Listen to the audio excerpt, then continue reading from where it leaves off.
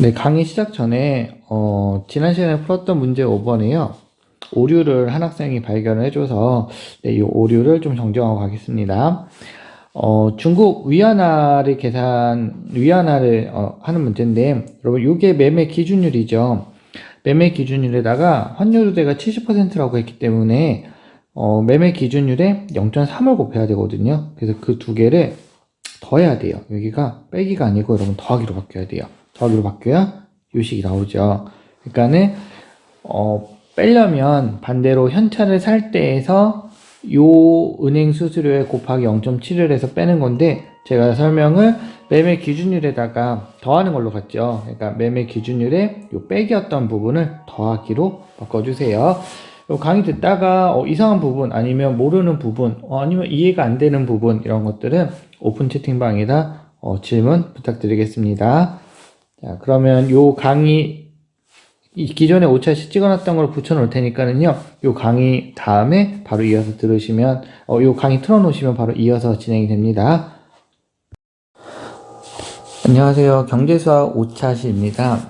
오늘은 이제 학생들이 좀 궁금해할 수 있는 내용이 평가 잠깐 얘기하고, 그다음 환율 계산하는 거 잠깐 수업하도록 할게요.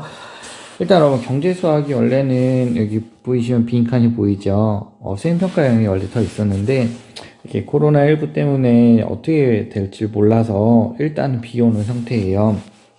그래서 평가계획서는 특별하게 변하진 않을 것 같아요. 요거 기준으로 간다고 생각하시면 될 것 같고요.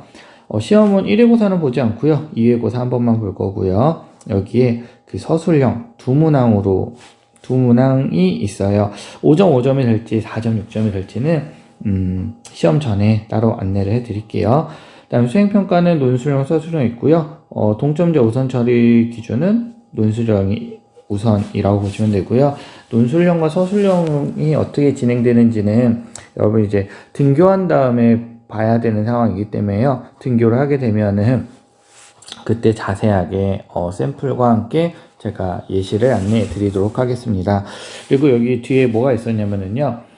생활 속의 경제 이론이라든지 아니면 생활 속의 경제 관련된 수학 개념 뭐 이런 것들을 좀 찾아서 발표하는 거를 하려고 했었어요. 근데 이제 그걸 등교를 언제 할지 모르기 때문에 지금 못 해가지고요.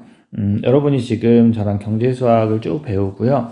3단원, 4단원으로 가면 이제 경제 이론들이 또 나오기 시작을 하거든요. 근데 거기 내용을 보면서 본인이 이제 경제에 관심이 있으니까 경제 수학을 택한 거니까는요. 관심 있는 분야에 뭐 이론이라든지 수학 개념 아니면 그거에 대한 어떤 활동들 같은 거를 어느 정도 고민을 좀 해서 하고 있었으면 좋겠어요. 왜냐하면 등교한 다음에 이런 거를 한번 해봅시다 라고 했을 때 갑작스럽게 준비를 하려면 되게 어렵거든요. 근데 뭐 그런 건 선생님이 도와줄 수 있겠지만은 주제라든지 아니면 어떤 분야에 관심이 있다 이 정도까지는 여러분이 좀 체크를 해서 오시면 좋을 것 같아서 평소에 생각을 해서요. 그래야 이제 나중에 여러분이 그 등교에서 뭐 발표를 해서 생기부에 적을 수도 있고 이런 것들이 생기거든요.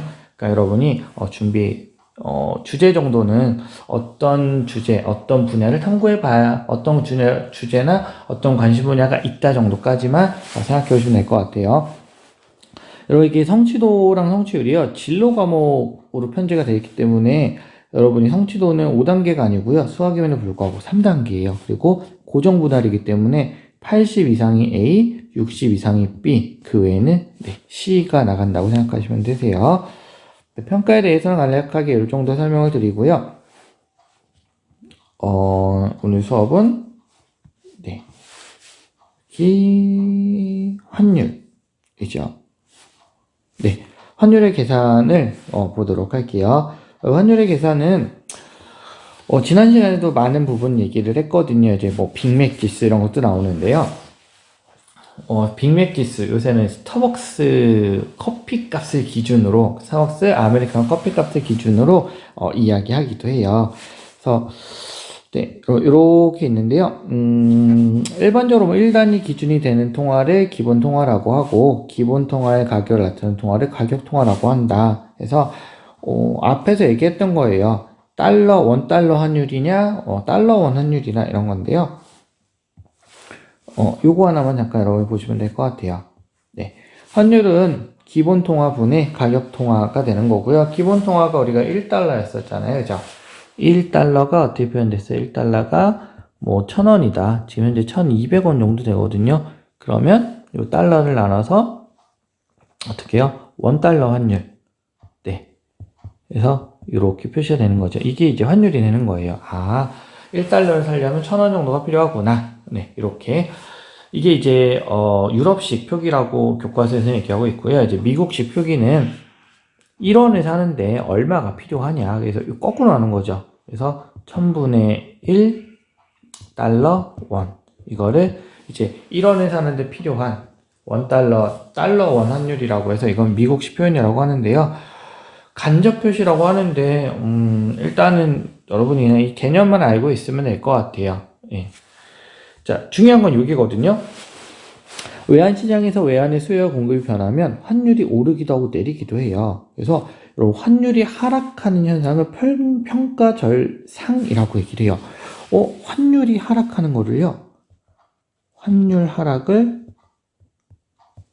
평가절상이라고 그러고요. 환율이 상승하는 거를요. 평가절하라고 얘기를 해요. 뭔가 모순된 것 같죠? 왜 환율이 하락하는데 평가절상이냐? 이거는 여러분 이렇게 이해하시면 될 것 같아요. 환율이 떨어지게 되면은요, 원화 가치가 상승을 해요. 여기 밑에 자세히 나오는데요.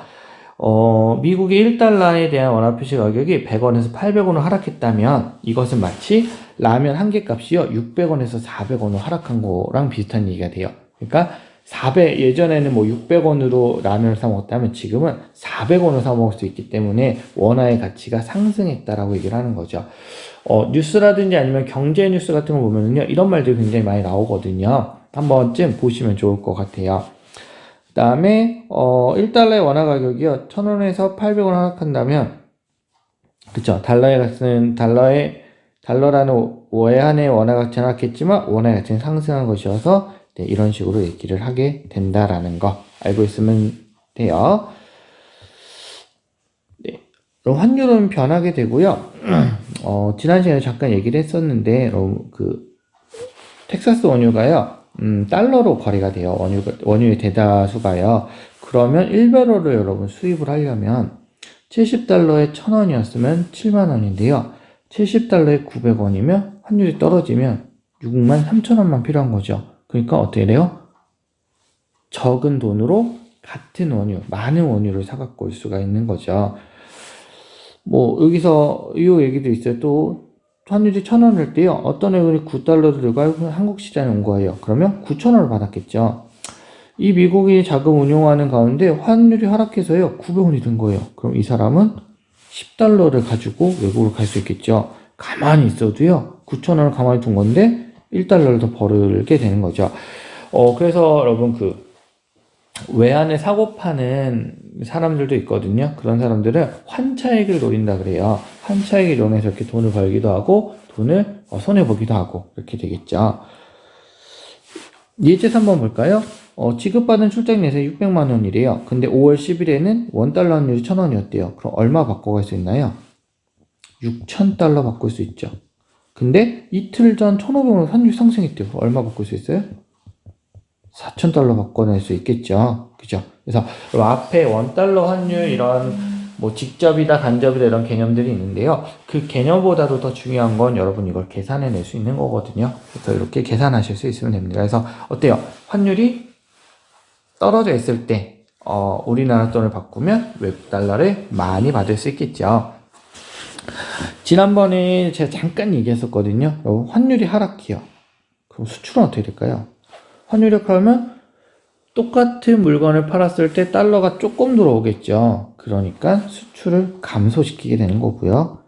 환율이 상승하면은요, 똑같은 물건을 팔았을 때 300달러에 휴대폰이겠죠. 100달러로 얘기했나요? 100달러짜리 물건을 팔면은요, 환율이 1000원일 때는 12만원 들어오는데 10만원 들어오는데요. 환율이 1200원일 때는 12만원이 들어오죠.